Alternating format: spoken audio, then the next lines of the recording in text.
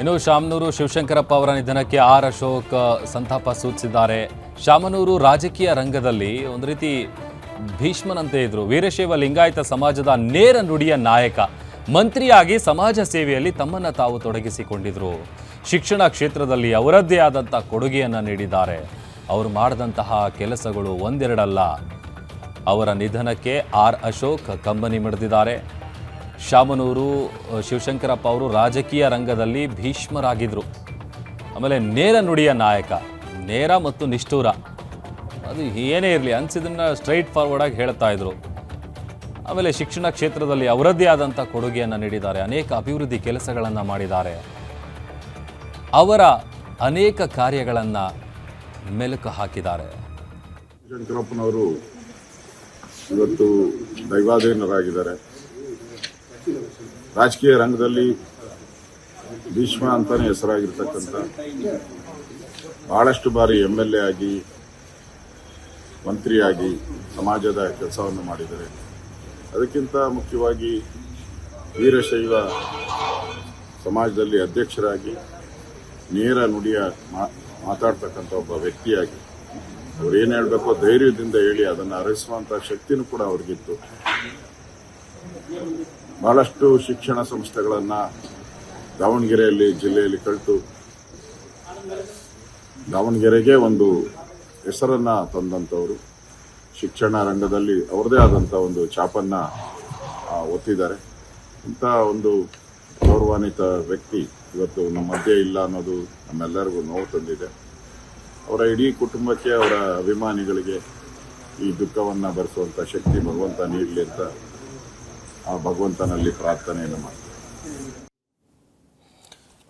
ಅಖಿಲ ಭಾರತ ಲಿಂಗಾಯತ ವೀರಶೈವ ಮಹಾಸಭಾದ ರಾಜ್ಯಾಧ್ಯಕ್ಷರಾದಂತಹ ಶಂಕರ್ ಬಿದ್ರಿ ಅವರು ನಮ್ಮ ಜೊತೆಗೆ ಜಾಯಿನ್ ಆಗಿದ್ದಾರೆ. ಸರ್ ನಮಸ್ತೆ. ನಮಸ್ತೆ ಸರ್. ಶಾಮನೂರು ಶಿವಶಂಕರಪ್ಪ ಅವರು ಇನ್ನಿಲ್ಲ, ಅವ್ರ ಬಗ್ಗೆ ಸ್ಮರಿಸೋದಾದ್ರೆ ಸರ್? ನೋಡಿ, ಇವತ್ತು ನಮ್ಮ ಇಡೀ ವೀರಶೈವ ಲಿಂಗಾಯತ ಸಮಾಜ ಇಡೀ ಕರ್ನಾಟಕ ಅಷ್ಟೇ ಅಲ್ಲ, ಇಡೀ ಭಾರತದಲ್ಲಿ ಇವತ್ತು ಬಡವಾಗಿದೆ. ಹೌದು.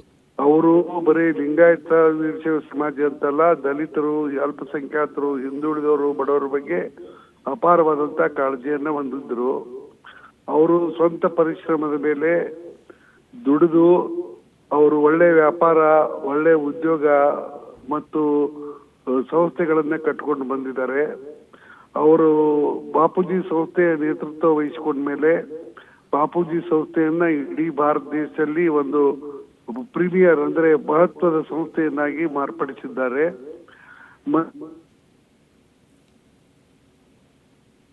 ಮೂರು ಅವಧಿಗಳವರೆಗೆ ಬಹಳ ಗೌರವದಿಂದ ಬಹಳ ಒಂದು ಯಶಸ್ವಿಯಾಗಿ ಅವರು ಕಾರ್ಯನಿರ್ವಹಿಸಿದ್ದಾರೆ. ಶ್ರೀ ಶಿವಶಂಕರಪ್ಪನವರು ಮಿತಭಾಷಿಗಳು. ಅವರು ಏನ್ ಮಾತಾಡ್ತಿದ್ರು ಅದರ ಪ್ರಕಾರ ನಡ್ಕೋತಾ ಇದ್ರು. ಅವರು ಸುಳ್ಳು ಆಶ್ವಾಸನೆಗಳನ್ನು ಎಂದೂ ಯಾರಿಗೂ ಸಾರ್ವಜನಿಕ ಜೀವನದಲ್ಲಿ ಆಗ್ಲಿ, ವೈಯಕ್ತಿಕ ಜೀವನದಲ್ಲಿ ಆಗ್ಲಿ, ವ್ಯವಹಾರದಾಗಲಿ ಯಾರಿಗೂ ಕೊಡ್ತಿರ್ಲಿಲ್ಲ. ಅವ್ರು ಏನ್ ಮಾತು ಕೊಡ್ತಿದ್ರು ಅದ್ರ ಪ್ರಕಾರ ಅವ್ರು ನಡ್ಕೋತಿದ್ರು. ಅದೇ ಶಾಮನೂರು ಶಿವಶಂಕರಪ್ಪನವರ ಒಂದು ಹೆಗ್ಗುರುತು ಅಂತ ಹೇಳಲಿಕ್ಕೆ ನಾನು ಇಷ್ಟಪಡ್ತೀನಿ. ನಂದು ಅವ್ರದ್ದು ಸಂಬಂಧ 1983ರಿಂದ ಅವ್ರು ನನಗಿಂತ 25 ವರ್ಷ ವಯಸ್ಸಿನಲ್ಲಿ ಹಿರಿಯರಾಗಿದ್ರು ಸಹಿತ ನನಗೆ ಒಬ್ಬ ಉತ್ತಮ ಸ್ನೇಹಿತರಾಗಿದ್ರು. ನಮ್ಮ ಕುಟುಂಬದ ಉತ್ತಮ ಹಿತೈಷಿಯಾಗಿದ್ರು.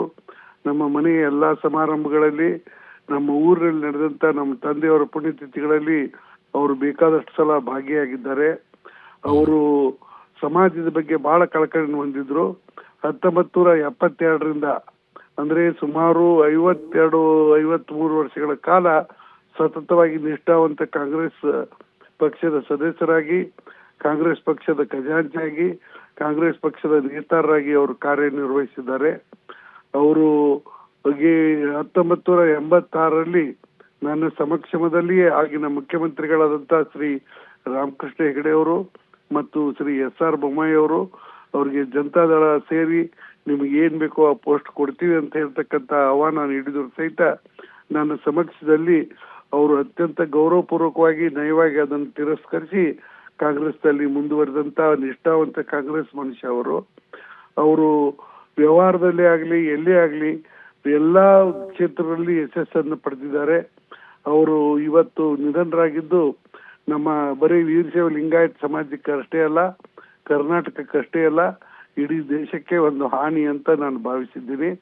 ಬಟ್ ಆದರೆ ಅವ್ರಿಗೆ ತುಂಬಾ ವಯಸ್ಸಾಗಿತ್ತು, ಅದಕ್ಕೇನು ಉಪಾಯ ಇಲ್ಲ.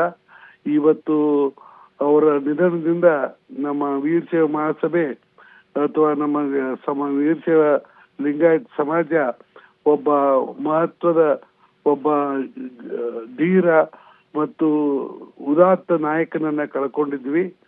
ಅವರ ದುಃಖವನ್ನು ಭರಿಸಲಿಕ್ಕೆ ಎಲ್ಲರಿಗೂ ಶಕ್ತಿಯನ್ನು ಕೊಡ್ಲಿ ಅಂತೇಳಿ ನಾನು ಈ ಸಂದರ್ಭದಲ್ಲಿ ಪ್ರಾರ್ಥಿಸ್ತೇನೆ. Okay, thank you Shankar Bidri sir, guarantee news ಜೊತೆ ಮಾತನಾಡಿದ್ದಕ್ಕೆ. ಇನ್ನು